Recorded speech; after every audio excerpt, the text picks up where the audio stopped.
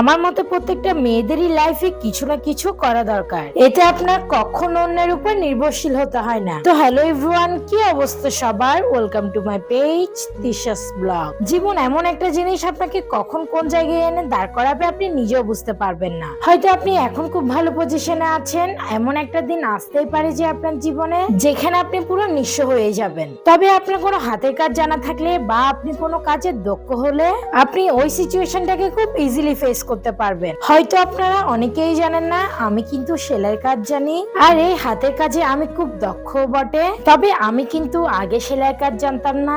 এই কাজ শেখার পেছনে আমার একটা কাহিনী রয়েছে। বলতে গেলে আমি কারো কাছ থেকে ইন্সপায়ার হয়ে এই কাজ শিখতে আগ্রহী হয়েছি। তো আজকে আমি আপনাদেরকে ওই কাহিনীটা শেয়ার করতে চাচ্ছি, যাতে আপনারাও ইন্সপায়ার হয়ে কোনো না কোনো কাজ করতে আগ্রহী হন। আসলে লকডাউন অবস্থায় আমরা তো সবাই বাসায় বন্দি ছিলাম, আর ওই অবস্থাতে তো অনেকের চাকরিও চলে গেছে। আর ওই সময়ই আমাদের বাসায় একটা আন্টি আসে, বলতে গেলে পাশের বাসার একটা আন্টি। আর ওনার কাছে আমার মা একটা ব্লাউজ সেলাই করতে দিয়েছে, তাই উনি ওই ব্লাউজটা নিয়ে আমাদের বাসায় আসে।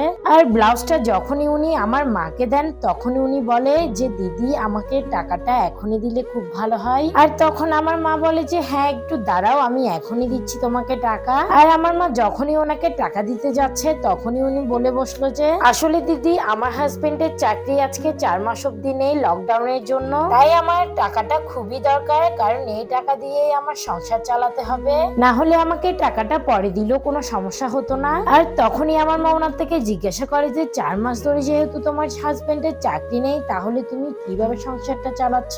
আর তখনই উনি বলে এই 4 মাস ধরে আমার সেলাই কাজের টাকা দিয়ে আমি সংসার চালাচ্ছি।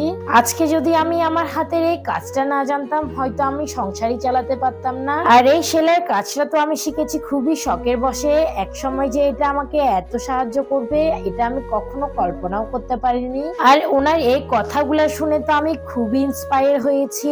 আসলে মানুষকে পরিস্থিতি কখন কোথায় এনে দাঁড় করাবে কেউ কখনো বলতে পারবে না। আমরা খুব ছোট থেকে দেখে এসেছি ওনারা খুবই সচ্ছল ফ্যামিলির একজন মানুষ ছিল, তবে বলতে গেলে তারা আজ এমন এক পরিস্থিতির শিকার হয়েছে যাতে তারা একদমই নিঃস্ব হয়ে গেছে। আসলে এই যুগে এসে একটা সংসার চালানো কিন্তু চারটি গানে কথা না।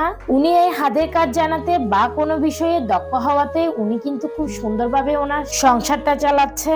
আর আমি ওনার এই কাহিনী শুনে তখনই আমি ঠিক করি যে না, আমার লাইফও আমার কিছু একটা শেখা দরকার, কারণ কখন পরিস্থিতি কাকে কোথায় এনে দাঁড় করাবে আমরা কেউই বলতে পারি না। আর যেহেতু আমার হাজবেন্ডের সাথে আমার পূর্ব পরিচয় ছিল, তার সাথে আমার 4 বছরের সম্পর্ক ছিল, আর তখন তো সে কোনো কাজই করতো না, বলতে গেলে একজন বেকার ছেলে। তাই আমি ভেবেছি যদিও তার সাথে বিয়ে হয়, সংসারটা না হয় আমি চালাবো, তবুও তাকে ছাড়বো না। আর আমি পার্লারের কাজ অথবা সেলাইয়ের কাজ যে কোনো দুটো থেকে একটা শিখবো বলে সিদ্ধান্ত নিয়েছিলাম। আর তখন মা বললো যে না, সেলাইয়ের কাজটাই শেখ, আমাদের ব্লাউজ তো তুই সেলাই করে দিতে পারবি, বাইরে আস, টাকা দিয়ে সেলাই করতে হবে না। আর এইভাবেই আমার সেলাই জগতে আসা। তবে ঈশ্বরের কৃপায় এমন কখনো কোনো পরিস্থিতি আসেনি যে এটা দিয়েই আমার সংসার চালাতে হবে। তবু আমাদের প্রত্যেকটা মেয়েরই পূর্ব প্রস্তুতি নেওয়া উচিত এবং নিজের পায়ে দাঁড়িয়ে নিজে কিছু করা উচিত। আর আমার এই কাহিনীটা আপনাদের সাথে শেয়ার করার একটাই কারণ, তা হলো এখান থেকে যদি আপনারা ইন্সপায়ার হয়ে কিছু না কিছু করতে পারেন তাহলে তো খুবই ভালো, কারণ পরিস্থিতি কখন কাকে কোথায় এনে দাঁড় করাবে আমরা কেউ বলতে পারি না। তাই আমাদের সবার উচিত নিজের পায়ে দাঁড়িয়ে লাইফে কিছু না কিছু করা। তো আজকের ভিডিও এটুকু। সবাই ভালো থাকবেন, সুস্থ থাকবেন, আর আমার পেজটাকে একটু ফলো করে দিবেন।